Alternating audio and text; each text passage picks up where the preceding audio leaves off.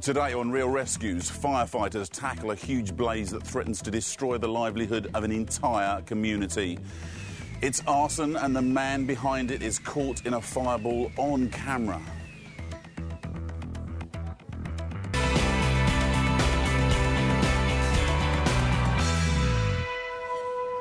Hello and welcome to the police control room in Hampshire. But first, it's the middle of the night and the firefighters in West Sussex Market Town have just received a 999 call.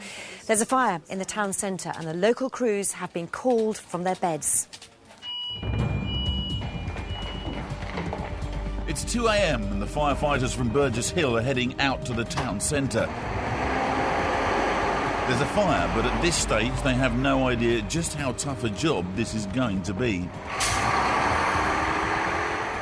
Once I got to the station, I could smell something that resembles a car fire. I thought it might be a fire in a car park at the rear of the markets where the fire was. But it's far more serious than that. The smoke is coming from Redd's, a nightclub. It's on the first floor and is surrounded by shops. Thankfully, they're all shut up for the night. On any fire, in the back of your mind, you've always got the issue there might be persons in the building that you don't know. And also, any fire is better fought from inside of a building than outside. And so I initially put 2 breathing apparatus with a hose reel in the front door. But there is a risk. Risk and injury to firefighters balanced against the risk of people being inside the building. What Ivor doesn't know is that someone has broken into this club and deliberately set fire to it, and the arsonist has been caught on CCTV. Because of him, firefighters' lives are about to be put in danger. They have no idea what's in front of them. The entire first floor is ablaze, but there's so much smoke they can't see anything. Chris Phillips is one of the first to go in. On the way out I could feel the whistling of the air and the heat was really intense. We got to the top and the smoke layer was down to the floor, so we couldn't see nothing, basically, nothing at all. This is an inferno. There's no hope of tackling this fire close up. Before they get out, they make a final search. There's always a chance that someone could be trapped.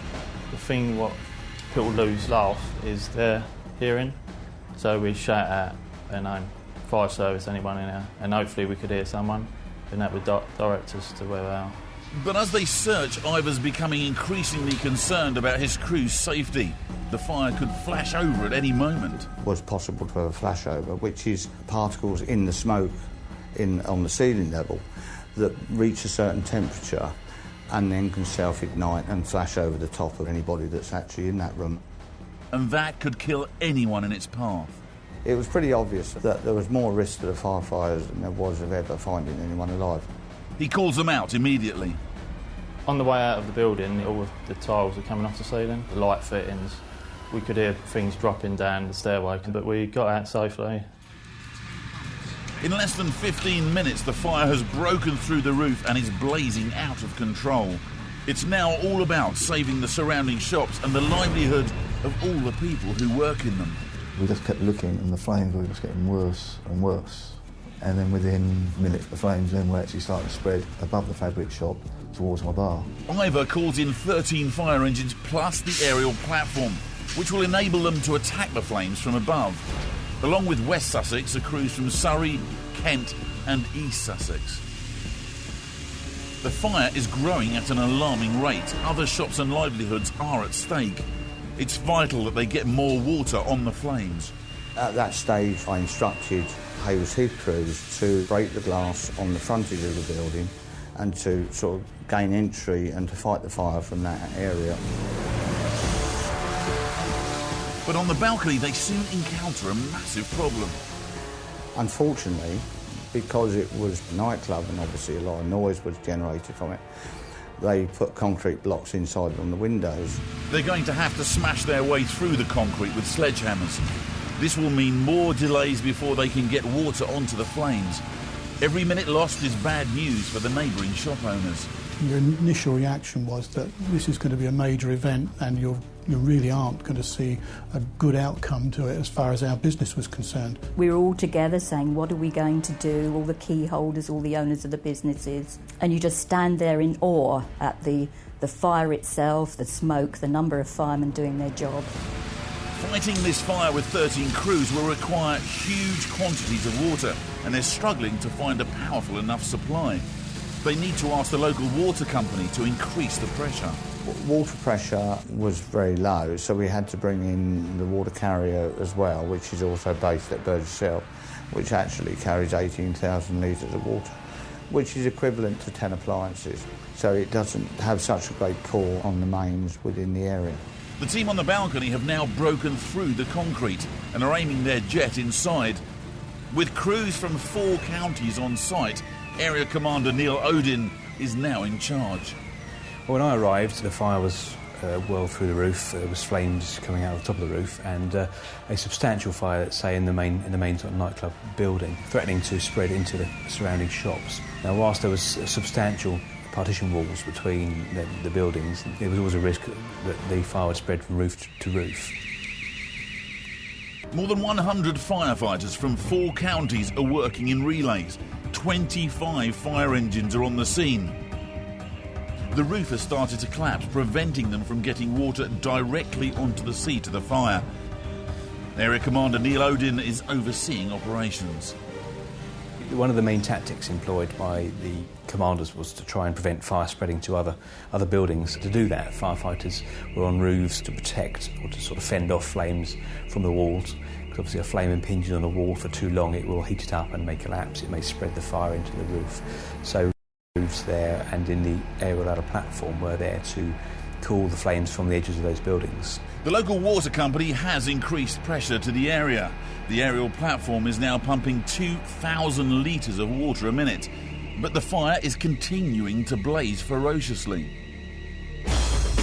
Neil's got to come up with a plan to kill those flames if they're ever going to save this community's shops. He's going to have to change tactics. We took the decision to apply compressed air foam. Because of the collapse of the roof, very difficult to get to the seat of the fire. Foam is a very good system for protecting and preventing fire spreading. So we put it through the aerial ladder platform, which hadn't been attempted before within our county and only in exercises and training. As soon as the compressed foam comes from the aerial ladder platform, it starts to smother the flames. The same method is used on some of the other jets. They were talking about bringing in this foam, and it was like a huge jet over the roof. It was the most amazing sight, but it did actually start damping it down, because until that point it was really bad.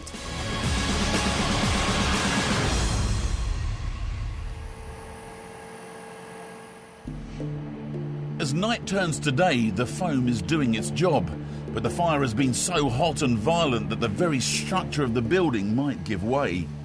The fire consumes the roof very quickly, and during that you will lose the steel members of which holds the roof up, and they will crash onto the floor. But also the water tank was very, very vulnerable to collapsing, and that tank would have been up to 3 tonnes in weight.